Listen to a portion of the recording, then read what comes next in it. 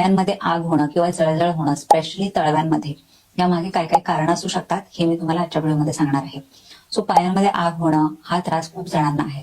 Specially संध्याकाळी किंवा रात्री झोपताना हा त्रास अधिक प्रमाणात जाणवून येतो. त्यामागची जी कारण आहे त्यातलं पहिलं जे कारण आहे ते म्हणजे व्हिटॅमिन B12 ची कमतरता.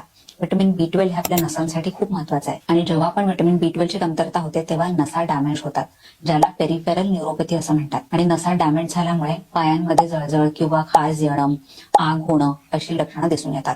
त्यानंतर दुसरं जे कारण आहे ते म्हणजे डायबिटीज. सो डायबिटीज जर अनकंट्रोल्ड असेल किंवा डायबिटीजचा आजार नियंत्रणामध्ये नसेल तर त्यामुळे सुद्धा तुमच्या शरीरातील नसा ज्या आहेत त्या डॅमेज होऊ शकतात, ज्याला डायबेटिक न्यूरोपॅथी असं म्हणतात. आणि ह्यामध्ये सुद्धा पायामध्ये प्रचंड प्रमाणात आग होणं, जळजळ होणं हे लक्षण दिसून येतं.